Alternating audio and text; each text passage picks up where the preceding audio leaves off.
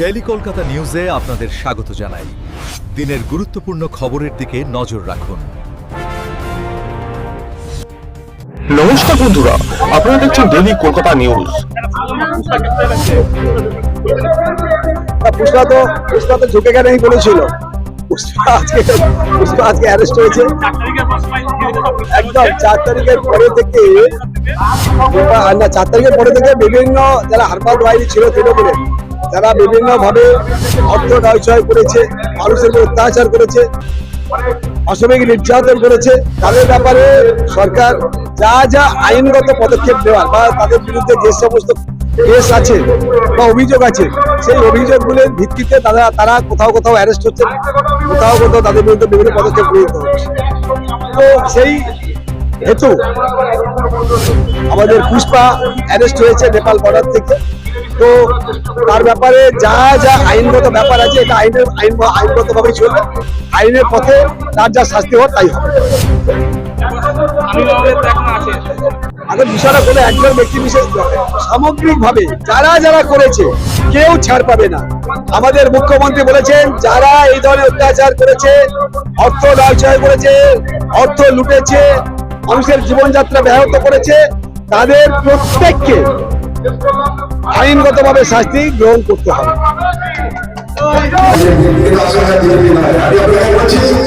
যারা অত্যাচার করেছে, যারা আমাদের ছেলেদের ঘরে ভেঙেছে, দোকান বন্ধ করেছে, প্রতিনিয়ত অত্যাচার করেছে, তাদের কোনো ছাড় নেই। আমি আপনাদের কাছে বলে গেলাম, আপনাদের দায়িত্ব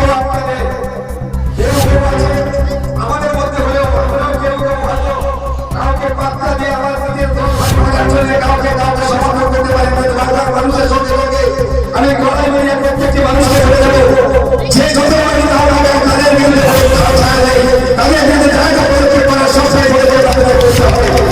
এবং আপনাদের বলবো, যারা এগুলো করেছিল তাদের প্রত্যেকের নামে আপনারা সবাই কমপ্লেন করে এখন পর্যন্ত যারা করেননি প্রত্যেকের নামে কমপ্লেন করতে হবে। সুরেন্দ্র অধিকারী বলেছেন যে ভোট পরবর্তী হিংসাতে যারা কেস দিয়েছে বা বিজেপি করার জন্য যারা কেস দিয়েছে তাদেরকে অনুরোধ করবো, তারা অবিলম্বে কাগজপত্র সহ আমার কাছে জমা দেবেন। আগামী দিনে আপনাদের কেসগুলো যাতে উইথড্র হতে পারে, কিংবা যারা কেস খেয়ে জীবনে বিপন্ন হয়েছিল তাদেরকে বিভিন্নভাবে সাহায্য সহযোগিতা করার জন্য আমাদের মুখ্যমন্ত্রী তাকিয়ে আছে। তাই আমি বলবো, তিনি বলে গেছেন যে এই লিস্টটা অবিলম্বে আপনারা জমা দিন। আমি অনেককে বলেছি, এখনো পর্যন্ত পাইনি, কিন্তু অনেকে কেস দিয়েছে, অনেকে অত্যাচারিত হয়েছে, এখনো পর্যন্ত কিন্তু আপনাদের কাছ থেকে সেই ধরনের কোনো আবেদনপত্র পাইনি। লিখবেন মাননীয় মুখ্যমন্ত্রী, পশ্চিমবঙ্গ সরকার, নবান্ন, হাওড়া বলে যারা আপনার আছে সমস্যা আছে সেগুলো জানাবেন। আর অবিলম্বে আমি বলবো, যারা অত্যাচার করেছে, আমি এখানে জানি যে একজন কালো মতো আছে, কি করা যাবে দেবের বাবা কি আছে, ওদিকে আমাদের সেই সীমান্তে কি বলে আমাদের বিরাজ পায়া আছে, এদের কোনোদিন ছাড় হবে না। আমি বলে দিলাম, এদের বিরুদ্ধে পদক্ষেপ কিন্তু হবে। আর সেই জায়গাতে দাঁড়িয়ে আপনাদের কিন্তু যথাযথ পদক্ষেপ গ্রহণ করতে হবে, আপনাদের সঠিক জায়গায় থাকতে হবে। আপনারা কিন্তু সেই জায়গাটা থেকে এদের বিরুদ্ধে প্রতিবাদ করতে হবে।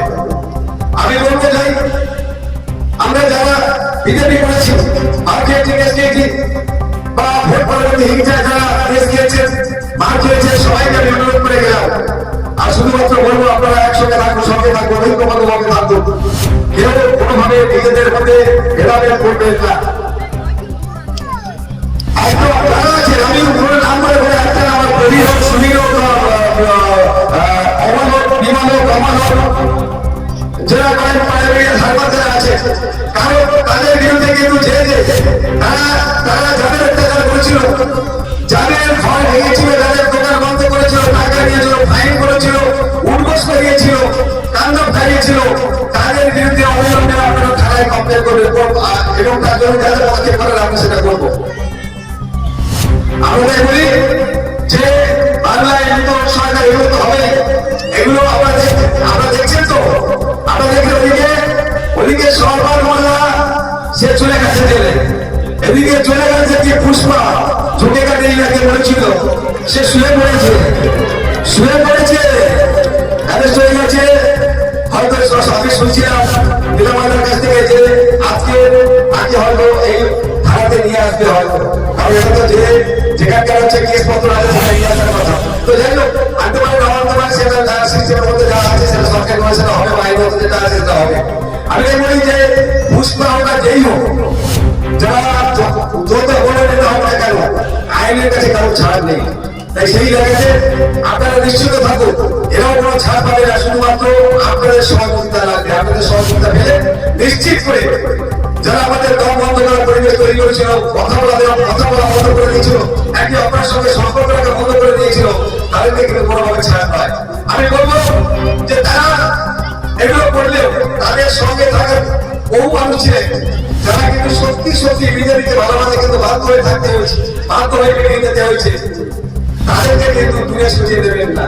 অন্নপূর্ণা যোজনার কাজ শুরু হয়েছে, অনেকে পেয়েছে, সরকার হয়তো কম, কিন্তু আপনারাও পারেন।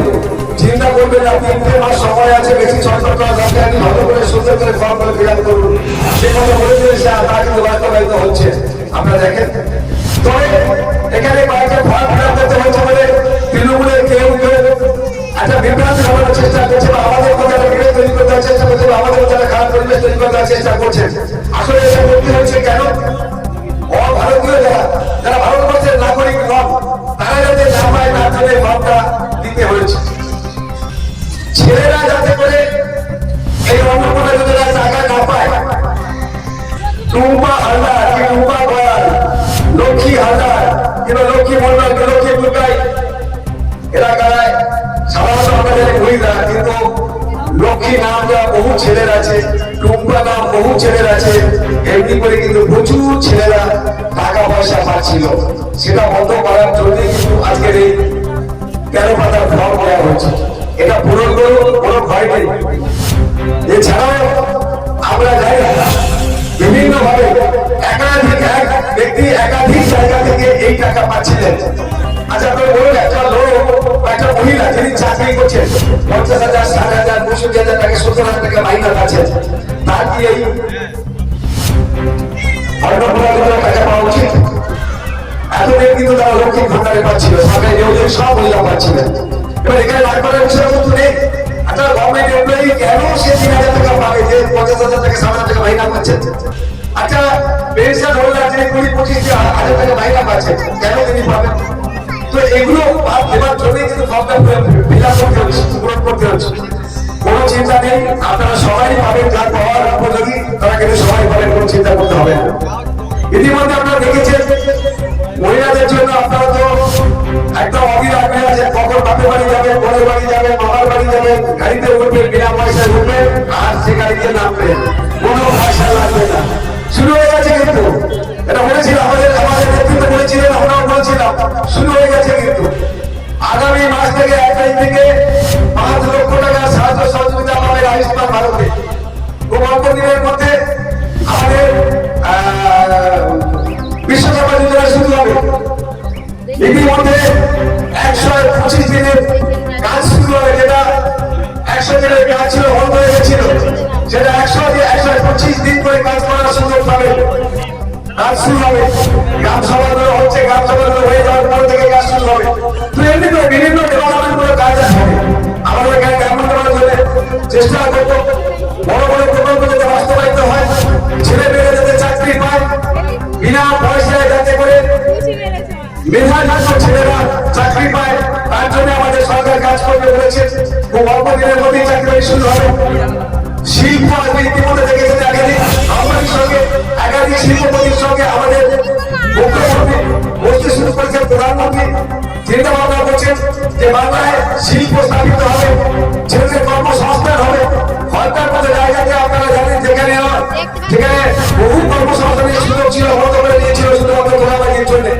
তাই যারা তোলাবাজি করে শুধুমাত্র তোলাবাজি করেছে, কারমানি খেয়েছে, যাদের জন্য কারখানা বন্ধ হয়েছে, তাদেরকে যেমন জেলে তোলা হবে, ঠিক তেমনি করে তার উল্টো দিকে কারখানাগুলো যাদের শুরু হয়, চালু হয়, তারপরে কিন্তু আমাদের মুখ্যমন্ত্রী, আমাদের প্রধানমন্ত্রী ইতিমধ্যে পদক্ষেপ শুরু করেছে। চ্যানেলের আরো খবর দেখতে চ্যানেলটিকে লাইক করুন, সাবস্ক্রাইব করুন আর কমেন্ট করে আপনাদের মূল্যবান মতামত দিন।